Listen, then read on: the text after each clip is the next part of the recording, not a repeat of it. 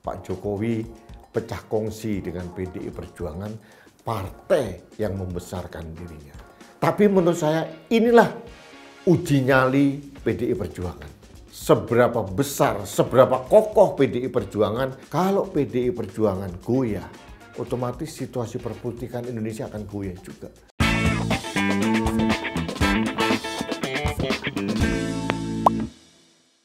Halo sahabat Main TV, kita bertemu kembali dalam Rudy's Mind.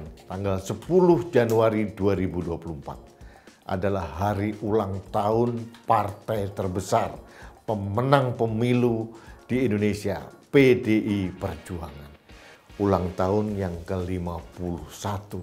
Jadi artinya saya hanya memberikan review sedikit saja bahwa PDI ini sebetulnya didirikan tanggal 10 Januari 1973, namanya masih PDI, Partai Demokrasi Indonesia. Kemudian dengan berbagai dinamika, gejolak politik dan sebagainya, sehingga Februari tahun 1999 PDI berubah menjadi PDI Perjuangan sampai sekarang. Jadi angka 51 tahun ini dihitung dari berdirinya Partai Demokrasi Indonesia atau PDI 10 Januari 1973. Sahabat Main TV, PDI Perjuangan adalah pemenang pemilu tahun 1999.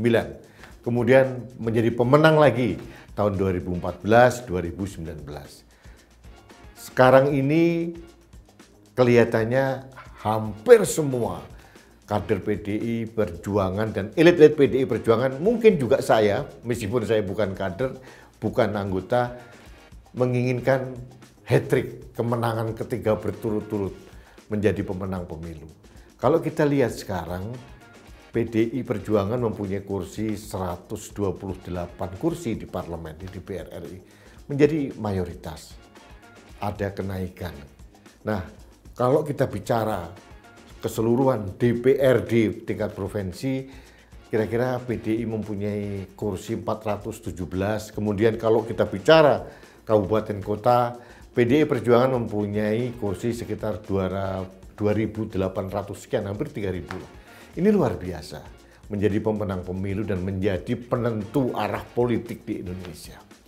Namun, saya bilang namun, pada saat ulang tahun yang ke-51 ini, PDI menghadapi ujian, cobaan, tantangan yang maha berat.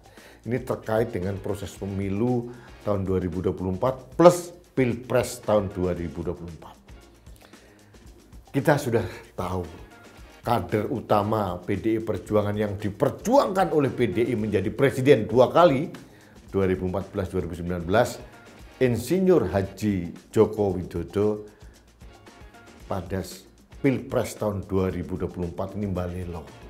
Saya katakan dengan terus terang, mengkhianati perjuangan PDI Perjuangan. Karena dia mengusung calon atau mendukung calon yang bukan calon dari PDI Perjuangan. Ini tragis memang, tragis. Kalau kita melihat seorang Jokowi belum menjadi apa-apa sampai sekarang mencapai titik yang tertinggi di Indonesia, itu berkat perjuangan dari PDI Perjuangan. Jadi menurut saya agak ironis memang. Bukan hanya PDI Perjuangan membesarkan Jokowi sendiri.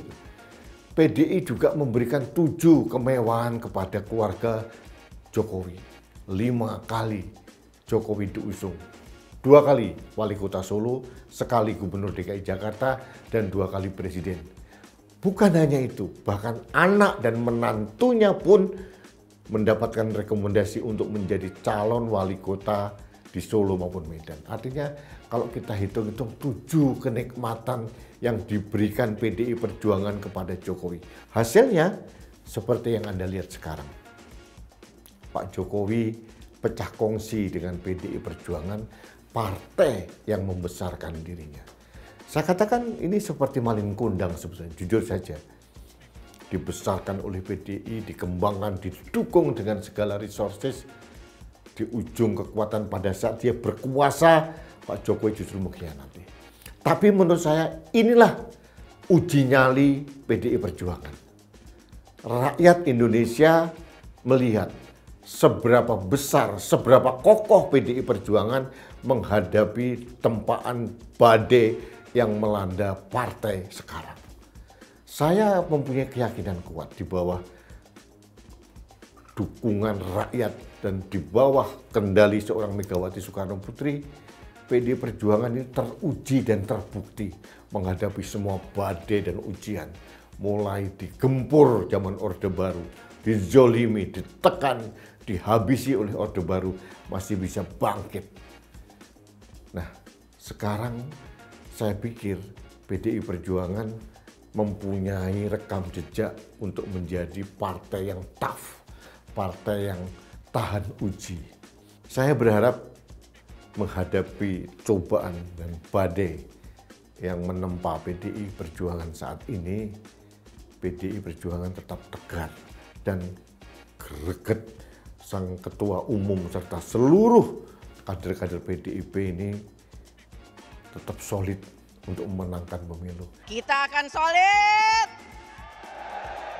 solid, solid. Pertanyaannya, mengapa saya menginginkan PDI Perjuangan menjadi pemenang pemilu? Padahal saya bukan anggota, saya bukan kader. Karena apa?